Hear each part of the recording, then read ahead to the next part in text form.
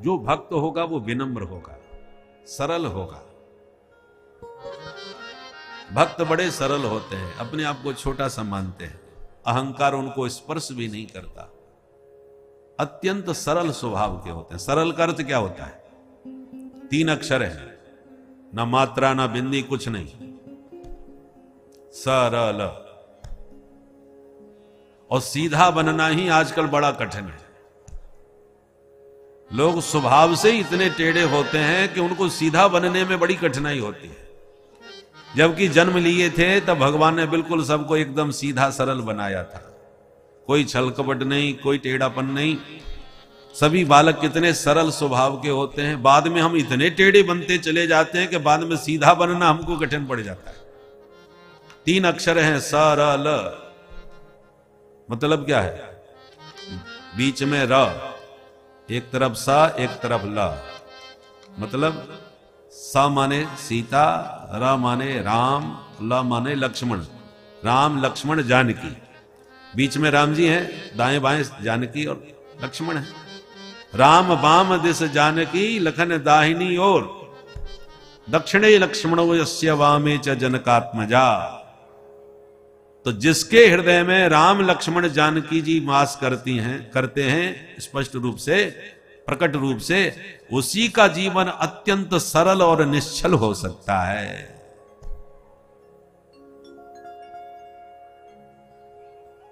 इसलिए भक्त बड़े सरल होते हैं। भक्त का मतलब भगवान के चरणों से निरंतर जोड़ा हुआ। विभक्त माने अलग, भक्त माने जोड़ा हुआ। तो जो भगवान से निरंतर जुड़ा हुआ है वो भक्त बड़ा सरल और अत्यंत प्रेमी होता है। और देवता अभक्त है, अहंकारी हैं, इसलिए भक्त नहीं है। इसलिए श्रोता, और जब तक श्रोता विनम्र नहीं होगा तब तक कथा उसके हृदय में ठहरेगी नहीं। भले ही पानी बरस रहा हो, बर्तन सब भर रहे हो, पर मटका उल्टा पड़ा हो, उल्टा रखा हो, तो बरसात में भी वो सूखा का सूखा ही रहेगा, पानी नहीं भर सकता उसमें। उसको सीधा होना पड़ेगा तभी उसमें पानी भरेगा, नहीं तो बरसात में भी सूखा। उसी प्रकार जब तक श्रोता सरल, भक्त और विनम्र नहीं होगा तब तक ये कथामृत उसके भीतर घुसेगा ही नहीं। और इसलिए श्रोताओं को नीचे बैठाया जाता है। नीचे क्यों बैठाया जाता है? तो नीचे वही बैठ पाएगा जो अहंकार मुक्त होगा। अभिमानी व्यक्ति कहीं नीचे थोड़ी बैठ पाता है। हम चौकी पर बैठे हैं इसलिए चौकीदार, आप जमीन में बैठे हो तो जमींदार। तो बड़ा कौन होता है, जमींदार या चौकीदार? बोलो राधे राधे। राधे।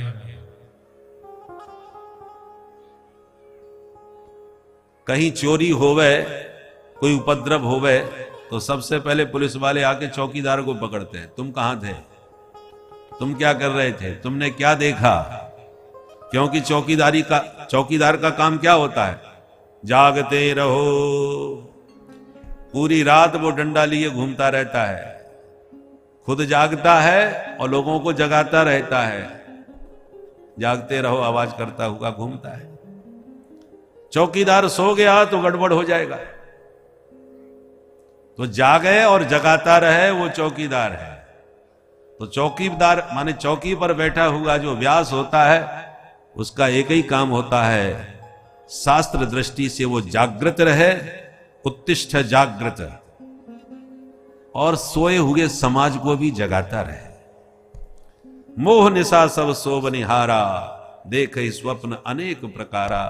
सारा जगत मोह की निद्रा में सो रहा है, मोह की अंधेरी रात में सोया पड़ा है। इस समय हमारे हिंदू समाज के लोग भी बहुत सोए हुए हैं। तो चौकीदार का काम है जगाना। अब जाग जाओ भैया, अभी भी नहीं जागे तो फिर आगे समय मिलने वाला नहीं है जगने का, और जग भी जाओगे तो फिर कुछ कर नहीं पाओगे।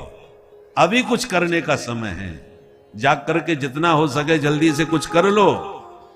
ठाकुर जी की कृपा है, क्योंकि इस समय ऐसा वातावरण देश का बन रहा है जो असंभव कार्य थे वो सब संभव होते चले जा रहे हैं।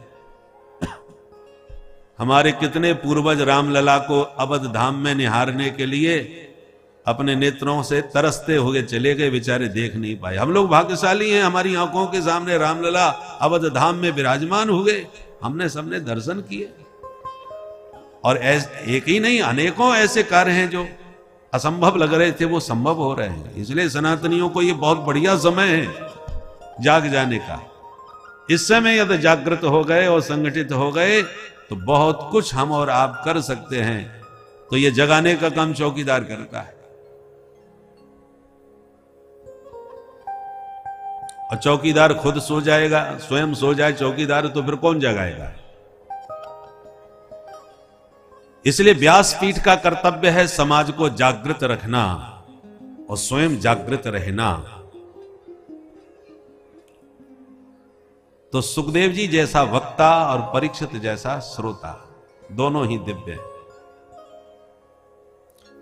पर देवता इसलिए कथा सुनना नहीं चाहते थे कि हमको इन सब के साथ बैठना पड़ेगा।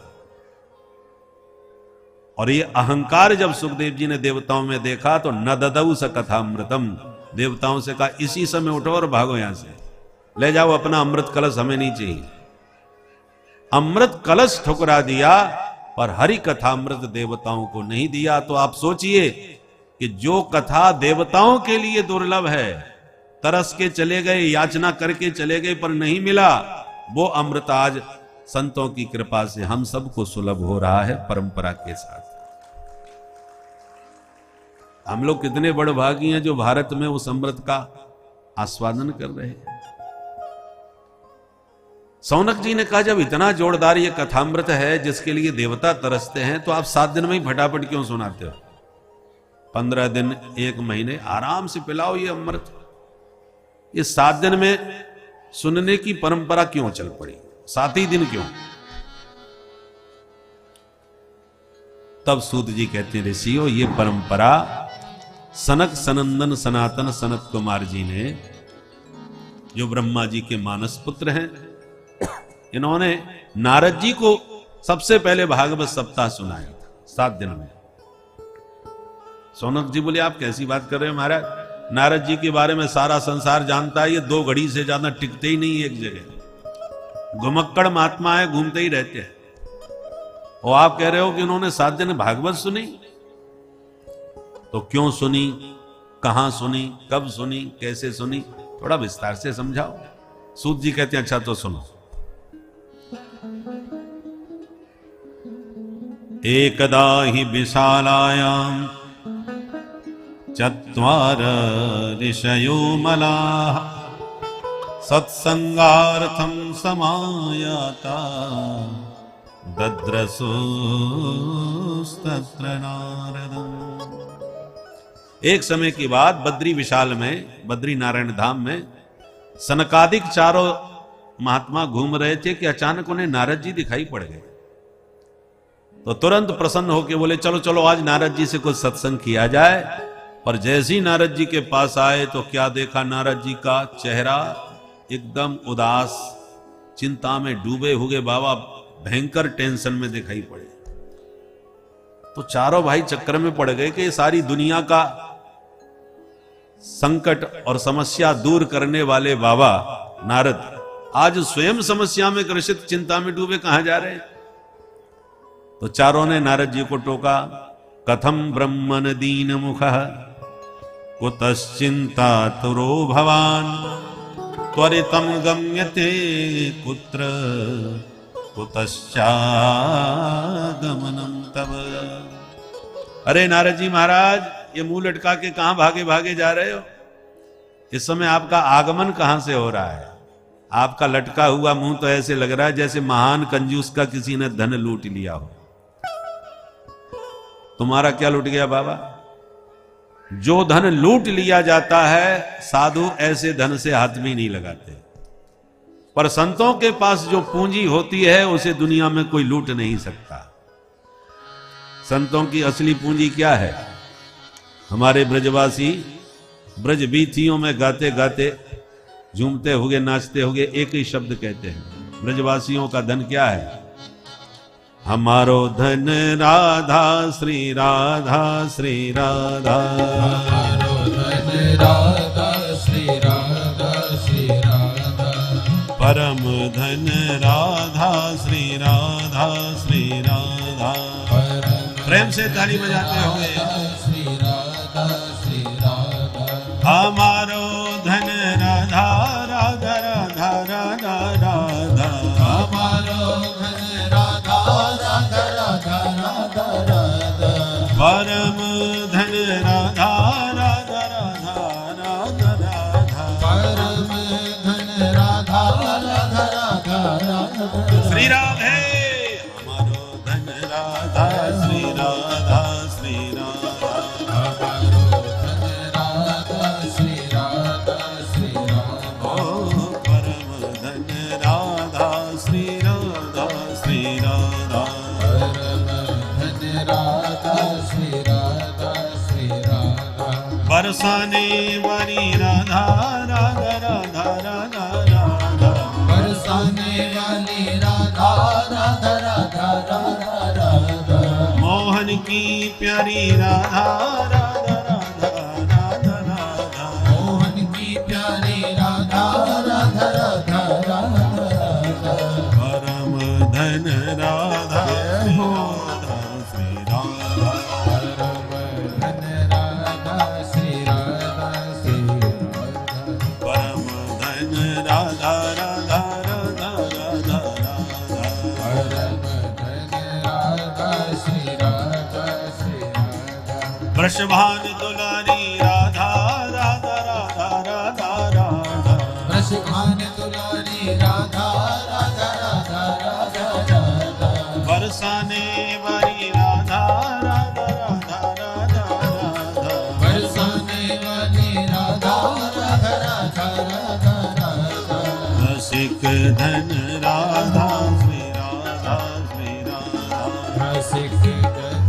राधा श्री राधा श्री राधा, परम धन राधा श्री राधा श्री राधा, परम धन राधा श्री राधा श्री राधा, राधा श्री राधा श्री राधा श्री राधा श्री राधा श्री राधा श्री राधा श्री राधा श्री राधा।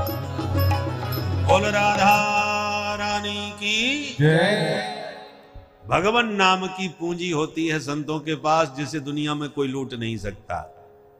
मीरा जी कहती हैं, खर्चे न कोई चोर न लेवे, दिन दिन बढ़त सवायो, पायो जी माने राम रतन धन पायो। मैंने वो रत्न पा लिया है जो कोई खर्च नहीं कर सकता, कोई चोर नहीं ले सकता, कोई इनकम टैक्स का छापा नहीं पड़ सकता, चाहे जितना कमा लो, कोई टेंशन नहीं।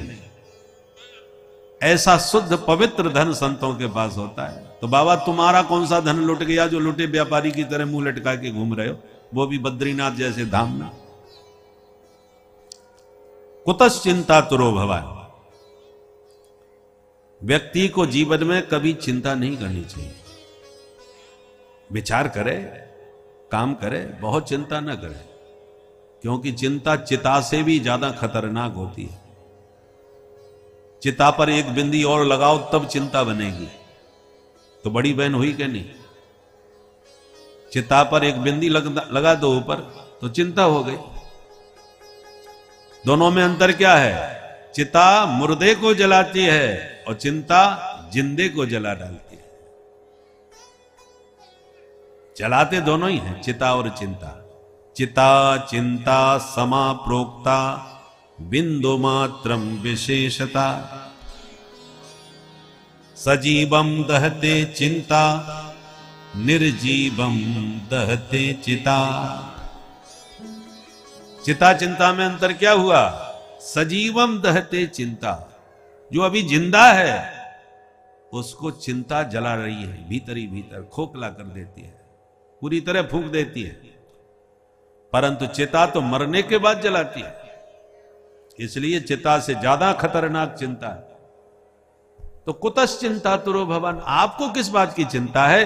क्योंकि आप तवेदम मुक्त संगस्य, आप मुक्त संग महात्मा, विवाह किया नहीं, बच्चे हैं नहीं, और महात्मा भी बन गए तो कोई झोंपड़ी नहीं, क्योंकि बहुत से मठ मंदिर वाले जो महात्मा होते हैं उनको चिंता करनी पड़ती है, आश्रम कैसे चलेगा, मठ कैसे चलेगा, जब तक सेवक भगत जगत नहीं होगा तब तक ये कैसे कौन संभालेगा। तो जो महंत होते हैं, श्री महंत होते हैं, महामंडलेश्वर होते हैं, जगत गुरु होते हैं, तो उनके पास जिम्मेदारी होती है, इसलिए उनको चिंता करनी पड़ती है। पर जो रमते राम महात्मा है उनको काय की चिंता, जहां मिल गई दो वहीं रह गए सो, रमते राम। तो नारद जी तुम्हारा तो कोई आश्रम मठ मंदिर है नहीं, घूमते ही रहते 24 घंटे। इसलिए तवेदम मुक्त संगस्य, तुम सब प्रकार से मुक्त संग महात्मा हो, फिर तुम्हें किस बात की चिंता है। तब नारद जी हाथ जोड़ के बोले भैया आपने बिल्कुल ठीक कहा, सच में बहुत परेशान हूं। मेरी परेशानी क्या है वो सुन लो जरा। आपकी तरह हम भी सत्संग प्रेमी महात्मा हैं और सत्संग का आनंद केवल पुण्य भूमि भारत में है और कहीं नहीं है। इसलिए मैं भारत में आया और मैंने भारत में सारे तीर्थों में भ्रमण किया।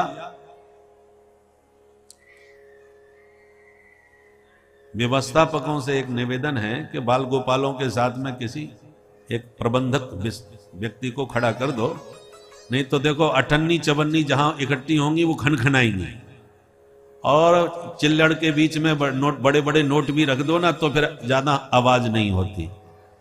इसलिए जो अठन्नी चवन्नी खनखना रही हैं, इनके बीच में कोई बड़े बड़े नोट भी बैठ जाएं एक दो, तो जरा आवाज शांत रहेगी और उन पर थोड़ा नियंत्रण रहेगा। ये तो बार बार ध्यान उधर खिंच जाता है। बोल बंसी वारे की जय। तो नारद जी कहते हैं भैया हम भारत भूमि में गए और सारे तीर्थों में घूमे। कौन कौन से? बोले पुष्करम च प्रयागम च काशीम गोदावरीम तथा हरिक्षेत्रम कुरुक्षेत्रम श्रीरंगम सेतु बंधनम एवमादिषु तीर्थेषु भ्रममाण इतस्ततः। इन सारे तीर्थों में मैंने भ्रमण किया। तीर्थों के गुरु पुष्कर गया, तीर्थों के राजा प्रयागराज गया, कुरुक्षेत्र आदि गया, दक्षिण में रामेश्वरम गया, श्रीरंगम गया, काशी गया। जितने भी प्रसिद्ध तीर्थ हैं भारत के मैंने कोई नहीं छोड़ा।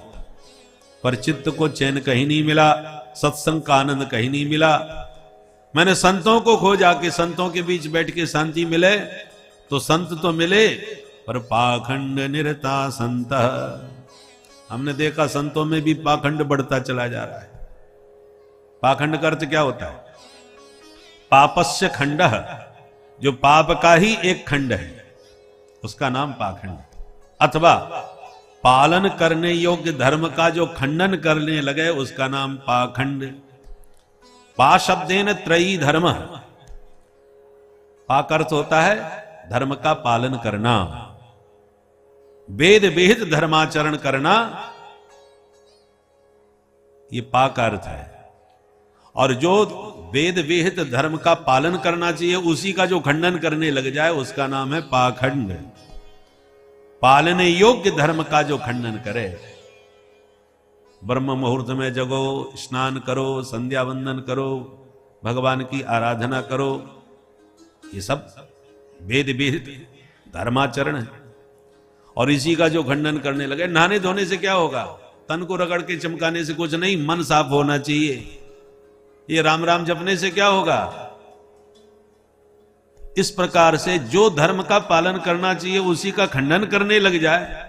हमारे गुरुजी तो कई कई महीनों तक नहीं नहाते, अवधूत हैं, पड़े रहते हैं। अरे तो वो कोई आदर्श थोड़ी हो गया कि वो नहीं नहाते तो आप भी मत नहाओ। महापुरुषों की स्थिति बहुत ऊंची होती है, उस स्थिति में पहुंचना आपके बस की बात नहीं है। पहुंच जाओ तब तुम भी वैसे हो जाना, परंतु आप प्रथम कक्षा के छात्र और तुम एमए वालों की होड़ करोगे, कैसे चलेगा? इसलिए शास्त्रानुसार चलो। शास्त्रों ने जो आदेश दिया, पहले सीढ़ी पर कदम रख करके छत पर जाया जाता है नसैनी से, और भले ही आपने एक कदम छत पर रख भी दिया हो तब भी नसैनी की उपेक्षा मत करो कि अब नसैनी की जरूरत नहीं है, ले जाओ, हमारा तो कदम छत पर पहुंच गया। उसी वक्त उसने तुरंत खींच ली तो धम्म से नीचे गिर पड़ोगे। इसलिए नसैनी को मत छोड़ो, तुम तो उसको पकड़ के चढ़ते जाओ। जब छत पर पहुंच जाओगे नसैनी अपने आप छूट जाएगी, तुम्हें थोड़ी छोड़नी पड़ेगी। तुम छोड़ने के चक्कर में मत पड़ो, तुम तो आगे बढ़ो। एक स्थिति में नसैनी अपने आप छूट जाती है। उसी प्रकार शास्त्रानुसार कर्म करते चले जाओ, एक स्थिति जब आएगी, उस ऊंचाई पे जब पहुंच जाओगे तो कर्म अपने आप छूट जाएंगे, तुम्हें छोड़ना नहीं पड़ेगा। संध्या वंदन करना द्विजाति का कर्म है, करना चाहिए सुबह शाम दिन में। अब नेक सपने में भी ठाकुर जी का, बिहारी जी का दर्शन हो गया, सोई आप अपने को सिद्ध मान बैठे। आज तो बिहारी जी से हमारी बातें होती, सपने में आए थे, अब हमें ये पूजा पाठ की जरूरत नहीं, अब तो डायरेक्ट भगवान से बातें होने लगी। सब कर्म छोड़ बैठे। संध्या वंदन भद्रमस्तु तुभ्यम भोष्णान तुभ्यम नमः। आप छोड़ रहे हैं तो अपराध कर रहे हैं। पर एक महात्मा थे, वृंदावन में रहते थे, ठाकुर जी की खूब सेवा करते थे, अष्टयाम सेवा। जब ब्रह्म मुहूर्त में स्नान करने गए जमुना जी में, तो जमुना जी में नहाने से पहले दांतोन कर रहे थे। तो जमुना जी का जल निहार रहे थे और दांतोन करते जा रहे थे, तो जमुना जी की श्याम धारा में उन्हें अपना मुरलीधर घनश्याम नजर आने लगा। जमुना जी की लहरों में बंसी वाला दिखने लगा और उसके ध्यान में इतने मस्त हो गए और इतना प्रेम की समाधि लग गई कि 2 दिन तक दांतों नहीं करते रहे। 2 दिन तक दांतों चली। अब आने जाने वाले जो स्नानार्थी थे, उन्होंने देखा ये बाबा 2 दिन से दांतों नहीं करने लगा है। सुबह भी देखा था, शाम को भी देखा था, यहीं बैठा है। तो एक ने जाके उनको पकड़ के हिलाया, ए महाराज जी, तुम्हारी दांतों पूरी नहीं हुई क्या? तब उनको होश आया, अरे राम राम राम राम, शाम होने वाली है, मैं तो सवेरे नहाने आया था, इसका मतलब मैंने अभी स्नान ही नहीं किया आज, और जब स्नान नहीं किया तो इसका मतलब ठाकुर जी की पूजा पाठ भी मैंने नहीं करी। तो जिसने जगाया उसने कहा, बाबा सुबह से शाम नहीं हुई, आपको 2 दिन हो गए, 2 दिन पहले से आप बैठे हो। अरे राम राम। अब बाबा को पछतावा हुआ, हे भगवान, मैंने 2 दिन से स्नान नहीं किया, 2 दिन से पूजा नहीं करी, 2 दिन से संध्या नहीं करी, गायत्री नहीं जपी, मैं तो बिल्कुल धर्म भ्रष्ट हो गया, मेरे से कुछ सब सत्कर्म छूट गया। अब ये छूट गया क्या? बाबा ने नहीं छोड़ा। एक ऐसी प्रेम की ऊंचाई आई कि उस ऊंचाई पर पहुंच करके कर्म छूट गया। तो यदि कर्म स्वतः छूट जाए तो इससे बढ़िया कोई बात नहीं, पर आप जानबूझ के तो छोड़ रहे हैं तो इससे बड़ा कोई अपराध नहीं। इसलिए आप कर्म की उपेक्षा मत कीजिए, नियम से अपने कर्मों का कर्तव्य पालन कीजिए। एक दिन वो आएगा, उस ऊंचाई पर पहुंच करके ये कर्म अपने आप छूट जाएंगे। पहले प्राइमरी में सिखाना पड़ता है बच्चों को, का माने कबूतर, खा माने खरगोश, एक एक अक्षर का कैसे बनाया जाता है, और कबूतर दिखा के और कमल दिखा कर कैसे अक्षर ज्ञान कराया जाता है। परंतु जब ऊंची कक्षा में पहुंच जाता है, फिर तो जब वो कहीं कुछ लिखा हो, कमल लिखा है, तो उसको का माने कबूतर कह के पढ़ने की जरूरत नहीं पड़ेगी। अब सीधा कमल तुरंत पढ़ लेगा। परंतु पहली कक्षा में उसको ऐसे ही पढ़ना था, का माने कबूतर, मा माने मछली, ऐसे करके वो पढ़ता था। परंतु अब वैसा ही थोड़ी पढ़ता रहेगा। ऊंची कक्षा में जाके अब उसको अपने आप ज्ञान हो गया, अक्षर ज्ञान हो गया अच्छी तरह से। उसी प्रकार साधना के पथ पर भी प्रारंभ में बहुत सावधानी से चलना पड़ता है। एक स्थिति ऐसी आती है कि सारे कर्म छूटते चले जाते हैं। जैसे ब्रह्मचारी जब हम बनते हैं, 4 वर्ण है, 4 आश्रम है, ब्रह्मचर्य, गृहस्थ, वानप्रस्थ और सन्यास। तो जब आप ब्रह्मचारी बनोगे तो जनेऊ आपका होगा, उपनयन संस्कार, जनेऊ संस्कार, और शिखा रखी जाएगी, चुटिया भी रखी जाएगी, जनेऊ पहनाया जाएगा विधि विधान से, संध्या करना तुम्हें सिखाया जाएगा, गायत्री जप का स्वरूप समझाया जाएगा। किंतु जब आप सन्यास ग्रहण करने जाओगे तो जनेऊ भी उतरवा लिया जाएगा, चुटिया भी हटा दी जाएगी। सन्यासी के पास ना जनेऊ होता है ना चुटिया होती है। अब उसने सब छोड़ दिया। क्योंकि अब वो सन्यासी बन गया, सारे कर्म छूट गए। अब तो पहले तो कर्म करने की शिक्षा दी, फिर कर्म को छोड़ने का। सन्यास में कर्म छोड़ा जाता है, ब्रह्मचारी आश्रम में कर्म करने का आदेश दिया जाता है। ऐसे पहले शास्त्र के अनुसार चलो, और इतना शास्त्र के अनुसार चलो कि संपूर्ण जीवन आपका शास्त्र आचरण में पूरी तरह अभ्यस्त हो जाए। और जब अभ्यस्त हो जाएगा तो जल्दी से कर्म छूटेगा नहीं। जैसे जो पूजा पाठ नहीं करते उन्हें जबरदस्ती करवाना पड़ता है। अरे तुम ब्राह्मण शरीर प्राप्त किए हो, क्षत्रिय बने हो, वैश्य बने हो, भगवान ने सब आपको बनाया है, द्विज बनाया है, तो जनेऊ संस्कार होना चाहिए, चुटिया धारण करना चाहिए और पूजा पाठ करना चाहिए। जबरदस्ती कराना पड़ता है।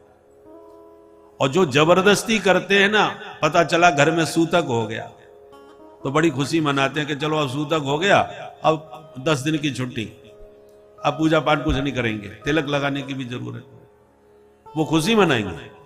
और जो नियम से कई वर्षों से करते जा रहे हैं निष्ठा के साथ, और उनके जीवन में जब सूतक लगता है तो परेशान हो जाते हैं कि भगवान न पूजा कर पा रहे हैं, न पाठ कर पा रहे हैं, न मंदिर जा पा रहे हैं, हमारा तो सब काम छूट गया। उनको पश्चाताप होगा। पश्चाताप कब होगा? जब कर्म में आपकी निष्ठा होगी। और छोड़ने में आनंद कब आता है? जब कर्म में कोई श्रद्धा ही ना हो, जबरदस्ती करना पड़ रहा है। प्यार से बोलो जय श्री राधे। जय श्री राधे। इसलिए पाखंड किसे कहते हैं? जो पालन करने योग्य धर्म का खंडन करे, या पालन करने योग्य धर्म का जो उपेक्षा करे, वो पाखंडी है। तो पाखंड निरता संत, नारद जी कहते हैं हमने कलयुग में देखा संतों में भी पाखंड बढ़ता चला जा रहा है। कलऊ पाखंड पूजित, कलयुग में वही ज्यादा पूजेगा जो जितना अधिक पाखंड कर पाएगा। सच्चे साधु संतों तक लोग पहुंच ही नहीं पाते, उसे समझ भी नहीं पाते। हमने सोचा चलो छोड़ो संतों को, गृहस्थों को देखा तो गृहस्थों के यहां भी बड़ा गड़बड़ घोटाला चल रहा है। नई बहू का पूरा चलावा चलता है, और सलाह लेने के लिए ससुराल से साले साहब बुलाए जाते हैं। भैया बाप से कोई सलाह नहीं लेता। श्याल को बुद्धिदायक, साले साहब बुद्धि के दाता होते हैं, वो परामर्श जो देते हैं वही होता है। और बेटा बेटियों के विवाह का जो संबंध है, वो संबंध नहीं होता, सौदा होता है, जहां जितने में पट जाए। पहले लोग गाय बैलों की जो हाट लगाते थे तो बैलों को खूब चराते थे, और मस्त बैल जब हो जाते थे उनका बढ़िया मूल्य मिलता था हाट में कि भाई गजब का बैल है, कितने में तो बिचेगा। ऐसे आजकल बेटा बेटियों को पढ़ा लिखा करके और फिर सौदा करते हैं कि महाराज डॉक्टर बन गया है, इंजीनियर बन गया है, या अमुक उसमें पद पर पहुंच गया है, कम से कम इतना तो आपको देना पड़ेगा। तो आप संबंध कर रहे हो कि उसका सौदा लगा रहे हो?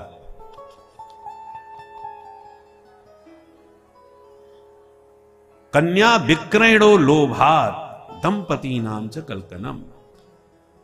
और मुंह मांगा दाम दे करके जब दामाद खरीदा जाता है तो कन्या फिर सेवा नहीं करती, महारानी बन के रहती है कि जब मैंने तुम्हें खरीदा है तो मैं क्यों सेवा करूं, तुम हमारी सेवा करो।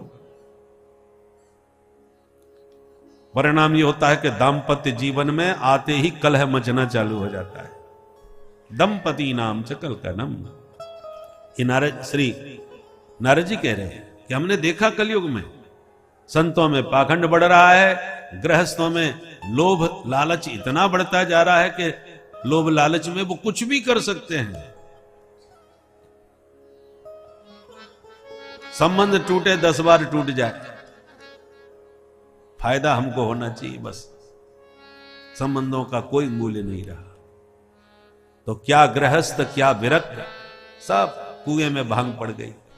नारद जी कहते हैं हमारा मन बहुत दुखी हो गया कि हम तो आए थे शांति के लिए, ये दुनियादारी देख के तो हमारे चित्त में क्रांति मच गई, अशांति हो गई। अंत में हमने निर्णय लिया कि हम किसी के चक्कर में नहीं पड़ते, चलो वृंदावन में चल के राधे राधे करेंगे।